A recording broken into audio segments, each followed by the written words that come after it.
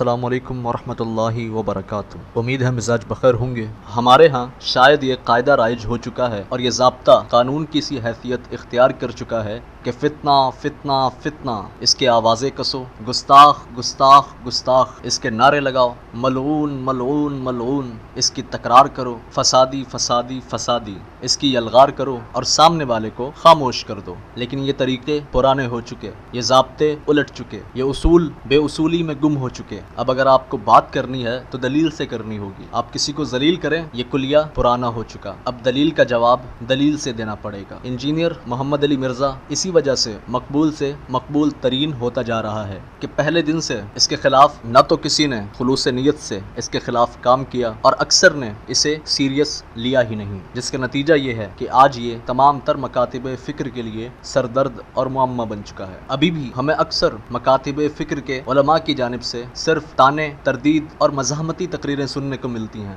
دلیل کا جواب دلیل سے دینے کو کوئی تیار ہی نہیں، اور یہ فتنہ کوئی معمولی نہیں ہے، یہ صحابہ پر تبرہ کرتا ہے۔ علم کا تکبر اس بندے میں ہے جس کی نیت تبلیغ کی ہوتی ہے، اس کا لہجہ اور زبان اس کی نمائندگی کرتا ہے، جس کا مقصد دوسروں کو نیچا دکھانا ہو، دوسروں کو لتاڑنا ہو، دوسروں کی بے توقیری کرنا ہو، تو اس کا لہجہ، اس کا انداز بیاں اور اس کی چرب زبانی تمام تر رازوں کو عیاں اور واشگاف کر دیتی ہے۔ خدارا اپنے بابوں کا دفاع چھوڑ دیں اور کم از کم ان اصحاب کی حرمت کا دفاع کریں جو آقا علیہ السلام کے ساتھی ہیں، جو صحابی ہیں، جن کے لیے جنت کی بشارتیں ہیں، جو کاتب وحی ہیں۔ آپ کی اونگی بونگی حرکتوں کی وجہ سے مرزا آج نوجوان نسل میں مقبول سے مقبول ترین ہوتا جا رہا ہے، اور حالیہ FIR کے نتیجے میں وہ جس نے بھی کی، میں اس کا ذکر کرنا بے سود سمجھتا ہوں، مرزا مزید ابھر کر سامنے آیا ہے۔ اس کا کانفیڈنس لیول آپ چیک کریں، وہ جیل سے آنے کے بعد مزید چوڑا سینہ کر کے اپنے مقدمے کو نہ صرف لڑ رہا ہے بلکہ ثابت بھی کر رہا ہے۔ اس سے پہلے کہ کوئی انجینئر جیسا ہی نوجوان اس کے تعاقب میں نکلے اور پھر آپ اس کے خلاف بھی یہ فتوے جاری کریں کہ یہ تو عالم نہیں، یہ تو کسی مدرسے سے فارغ نہیں، اس کے پاس علم ہی کیا ہے، اس کی حیثیت کیا ہے، یہ قرآن و حدیث کو سمجھتا کیا ہے، اسے قرآن و حدیث کے بارے میں معلوم ہی کیا ہے، یہ زندیق ہے، کذاب ہے، جھوٹا ہے، جاہل ہے۔ ایسی تمام تر سچویشن سے پہلے